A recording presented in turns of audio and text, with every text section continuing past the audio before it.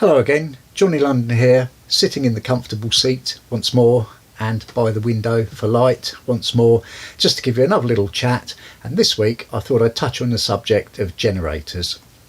Now, when you're aboard a boat, you obviously need power. And if you're in a marina or somewhere like that, you may be able to hook up to the mains and that's your problem solved. But for the rest of us, when we're out cruising, we need to get power somehow. Now, I've got quite a lot of solar on the roof of this boat, but when the sun doesn't shine, you're going to need another way of generating power. Now, I walk past a lot of boats who are running their engines, and this is kind of one of the accepted ways of getting power. You run your engine, you've got an alternator, or usually two alternators on a modern boat, one for charging the starter battery, which normally you don't need to worry about. That pretty much looks after itself. That, won't discharge between one cruise and the next. And then you've got another more powerful alternator. I've got a 170 amp alternator, and that will charge your bank of leisure batteries. Now, I always think that using a massive, great, expensive diesel engine, great big 2-litre diesel engine I've got, to charge 4 piddling little lead acid batteries is a terrible waste of resources. I mean, the engine's very economical when it's idling, doesn't use much diesel, and I think people lead themselves to believe that it's a cheap way of getting electricity because, you're getting diesel, sort of tax-free diesel, 80p a litre, and you're probably only burning about half a litre of diesel an hour. So you think, well, 40p an hour to generate my electricity, and it's done the hot water for me as well, done my hot water tank while the engine's running. So that's good, isn't it? Well, again, another little chat to come about that. I don't think that's very good at all because there are a lot of hidden costs. The maintenance of the engine and eventually the replacement of an engine when you've worn it out, idling it for a few years on end just to keep the batteries topped up and keep the fridge running. So a lot of people nowadays have realised this, and we like to use generators. Obviously a generator is a smaller, cheaper item, and it's especially for generating electricity. Now, since I've been aboard, I've experimented with several generators, and I want to tell you how that's been for me. There are, broadly speaking, two types of generator. You've got an inbuilt generator which lives inside the boat and is plumbed in accordingly and worked via a remote control panel, and then you've got a not plumbed in generator, standalone device if you like. Now, the built-in ones, there are several different types. I've got a list in front of me here. You've got a ferryman, Fisher Panda, Kohler, Mace, Parago, and probably others. I've probably missed a few out. So what you get with one of those types of generators, it will usually be in a soundproofed cocoon, and that will sit inside your engine bay, and it will be plumbed in with its own exhaust through a skin fitting in the side of the boat, and it'll have all the wiring so that you just go up to the stern of your boat where you've got all your controls and you press start when you want the electricity, and you hear a little clicking and whirring and your generator's away, and that's great. These are always diesel, these generators, because they need to be really if they're going to be sort of in the engine bay of the boat. Although I have seen some people that don't put them in the engine bay. You can actually site them in a cupboard, believe it or not. You can actually have them just sort of somewhere in the living quarters of the boat because they are all sort of sealed, and when they're working properly there shouldn't be any problem with noise or fumes coming in. They are quite well soundproofed as well, actually. It's surprising. I've seen them running. So that's the ideal thing. If you're going to live on a boat and you want power at the flick of a switch, and that is what you want, believe me, then you should invest from day one in a good built-in generator. Now, if you look around on eBay, there are usually some available, and you shouldn't have to spend more than a couple of grand getting a good used second-hand unit, although it's quite alarming the amount of ones I've seen around that have only got 300 or 400 hours on them and have blown a piston or something like that. So I don't know from personal experience what the reliability is, but I guess they're probably all right. So that's your best option. cheap to run off the diesel, and very, very convenient. Now, if you haven't got one of those but you don't want to run the engine, what do you do? Well, there are plenty of standalone generators, suitcase generators and all that kind of thing. Broadly speaking, a suitcase generator is one of those ones that's sort of in a plastic enclosure and the top's shaped a bit like a handle, and it's just about light enough. I say just about, probably 25-30 kilos, that you can lift it around, you know, reasonably well. So if you think of a major bag, you know, when you're in Wickes and you go to buy a bag of sand, they're as heavy as that, maybe a little bit heavier. You can get smaller ones, but you know, once you start to get much smaller, they start to become a bit Mickey Mouse, those things, I think, really. So you're looking at a petrol generator then, and probably between about 1.8 kilowatts up to 3 kilowatts. There's another type that you can get, which is a frame generator. Again, they're essentially portable, but instead of being in a nice plastic case, they literally sit in a tubular metal frame. A disadvantage to those is they're a bit more exposed to the elements, so if you've got it outside when it's raining, it's going to like it even less, and they're noisier as well. Although petrol generators generally aren't as noisy as diesel generators.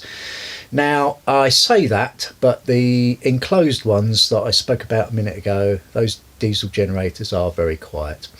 There's another variety of generator you can get. They're still usually petrol, and they come in a proper soundproofed enclosure, and the enclosure can be quite big. You'd be looking at sighting it somewhere on the boat and then leaving it be, really. And I have seen boats that have them sat in the well deck or possibly on the stern deck, and those, again, they're usually petrol, but they can possibly be diesel, and the diesel ones tend to be even bigger and heavier, and you definitely can't move those at all.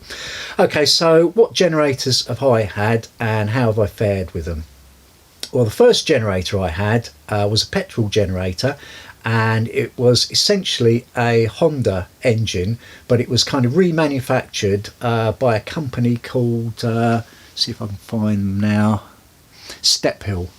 Yeah, so what they do is they take a Honda engine, which is a good engine, and they put it in a nice metal enclosure with a lid and hinges and locks and things on it, and they do the exhaust a little bit differently, and they put soundproofing in, and you would think that'd probably be quite a good thing. Well, I didn't really get on with it. I had it sat on the stern deck of the boat, and it sounded like a go-kart engine, because essentially it was.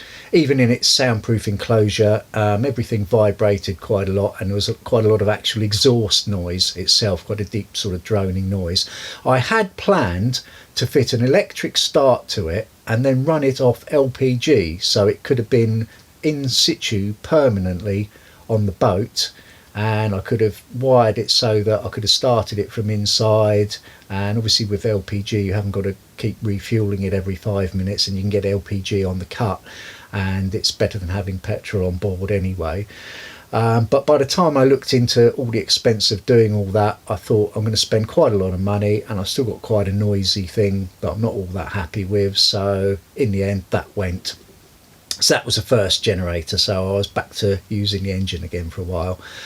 I then moved on to a suitcase generator, and that was a little Black & Decker. It's not really a Black & Decker, it's made in China somewhere, like all these things are, and that was good. It wasn't too noisy.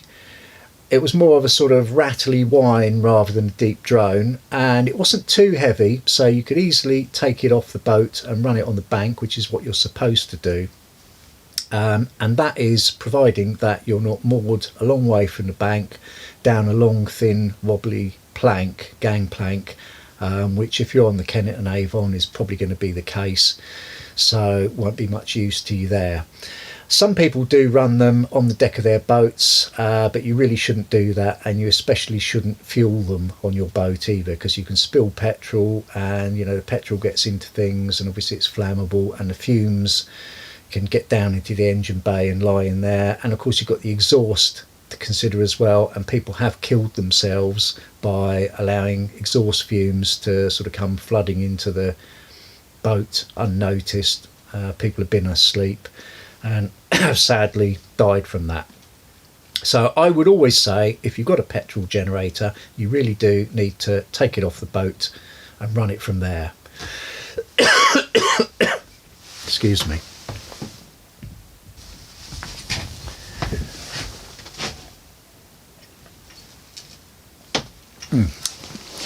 Anyway, so where did we get up to? Up to my second generator. Yeah, so I got on quite well with that little Black & Decker. It was 1.8 kilowatts maximum output, 1.6 kilowatts normally.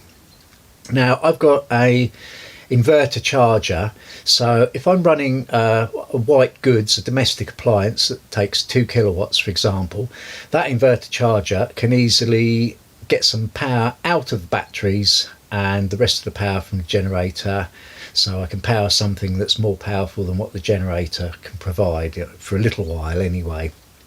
And the rest of the time, when I'm using appliances that aren't drawing much power, the charge goes into the batteries. That's all managed by the inverter. So that little generator did me fine, actually. They're a bit of a faff because you have to keep refueling them basically every day before you use it. Check the fuel level, set it up outside, connect the cable up. Probably it will be raining as well and dark, and probably you will be down the gangplank, so that's a bit of a hassle, but that little generator did me quite well. In the end it just stopped working, and I tried to fix it and couldn't fix it, and I had someone else look at it and they couldn't fix it, so that sort of went the way of all things really. So again, I was back to running the engine. Now, I didn't want to do too much of that, so I looked into getting another generator before the subsequent winter came, and I decided I'd go for a diesel one this time. And I did notice there were quite a few different sort of badged diesel generators, probably all from the same company in China, under about half a dozen different names. And I thought, well, that could be the thing to get, because obviously there's plenty of them around, and if it breaks I can always get spares or buy another one and take a few bits off that or what have you. And I like the idea of having a diesel generator, because my plan was I'll be able to leave it on the boat, run it on the boat, as long as I'm careful with where the exhaust fumes are going. And it's nicer to have diesel and not have petrol around. And this one I thought I eventually got had an electric start, and I put it outside just there on the in the well deck on the bow. And although it did take a lot of the space up, because I've only got quite a small well deck, I thought, well, that'll be worth it, because all I've got to do is open the bow doors, press the start button, and this is before I've even bothered thinking about doing anything like rewiring it so that the start button could be inside or something, and off I go. It's going to be really easy. I was able to leave the mains hookup lead from it connected up, to the boat. So I thought, this is going to be really, really good. This is the way to go. And I even thought to myself, I could build it in properly later, maybe put it in the bow locker, or maybe fit it in the engine bay or something like that. If I get on well with it, we'll see how I go. Well, my dreams were soon shattered, because the first time I started it, I nearly jumped out of my skin. I thought it had exploded or something for a second. It was so noisy. It was so noisy. It was like a tank without any sort of exhaust. I can't even tell you. There is nowhere that you could have ever ran that thing without upsetting anybody. You're supposed to switch off your generators and engines at 8 o'clock in the evening, unless you're absolutely on your own and there's completely nobody in earshot. So I always turn off my engine or generator at 8 regardless. But with this thing, you'd have never been out of earshot from anybody ever.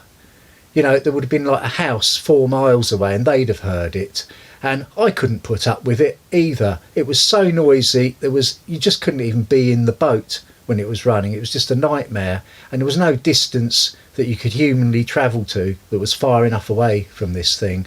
So after firing it up about twice and trying to sort of imagine living with it, that had to go back on eBay, unfortunately. I'm sure someone's perfectly happy with it. If you've got a chicken shed or something and you chuck it down the end there behind some bales of straw or something, it's probably fine, and it's probably still going now, and probably a great thing, but it was just far too noisy.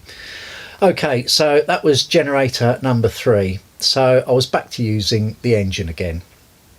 I didn't want to do very much of that, and I've got plenty of solar anyway, so it really is only a sort of 3 months in the winter time issue now. So I looked around and I thought I'll get another little suitcase generator, so I did. So this time I got a generator that was exactly the same generator as the other suitcase generator I'd had, made by the same company in China, only this one was badged not as a Black & Decker but as a Stanley, so it was yellow instead of red. Otherwise exactly the same, everything, all the switches, everything on it is exactly the same, and I thought, well, if it ever breaks, I've actually still got the other one somewhere and I can use that for spares. That's the thing with narrowboats. You will walk past a lot of narrowboats that are sort of graveyards of generators. There'll be 2 or 3 old frame generators on the roof and a bit of something else on one of the decks, and you know, another couple of ones sitting outside, that kind of thing, because they do sort of go that way. I suppose they have quite a hard life. But anyway, this yellow one is the one that I'm using at the moment, and it's been really, really good. I think if anything, it's a little bit quieter even than the Black & Decker one. I don't know why that would be. It's rated at 200 watts less, I noticed, but I'm pretty sure everything about it is the same, even the engine, so I don't know what's going on there, but I'm very happy with it. It's it did have one little problem when I got it, unfortunately, and that was that a rat had obviously gotten inside and eaten all the wiring, because when I opened it up to check it, there was just loads of shredded paper towel and bits of wire and other stuff where something had made a nest. I did contact the seller, but they didn't reply, and unfortunately I'd stowed it away for a good few weeks before using it, and it was too late to get PayPal to do anything about it. Now, I hadn't a clue where all the wires went because they were completely mangled, but I got the old one out and I had a look at the wiring on that, which was the same, and I was able to reconnect everything up just by copying that, a bit of electrical tape and so on and so forth, and when I fired it up it all worked, and it's been fine ever since. So I would say if you're looking for a quick fix and you want a bit of power, you know, you've got a boat and it's coming to winter and you find your solar's not working anymore, your easiest option is to just get a smallish petrol generator and just be careful about how you use it. You know, that will tide you over for the winter. I have got plans afoot to get one of those built-in things one of these days, but of course it's on the never-ending and ever-growing list of things to do on the boat. So what I'll do is I will leave it at that, and I will see you all in the next chat. In the meantime, stay safe and keep warm. Thanks for watching.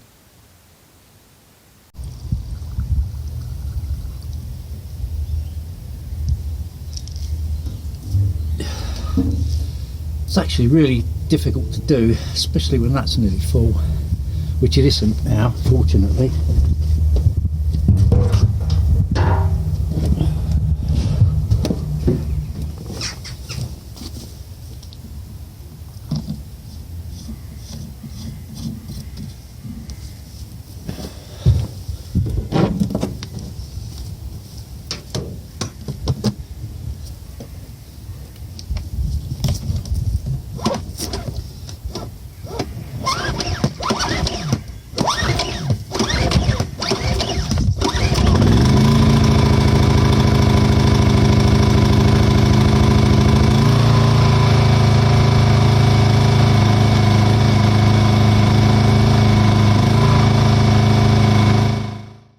Coming up in next week's episode. I've raided the vault to bring you a somewhat icebound cruise from several weeks ago. I don't think this was a good idea at all.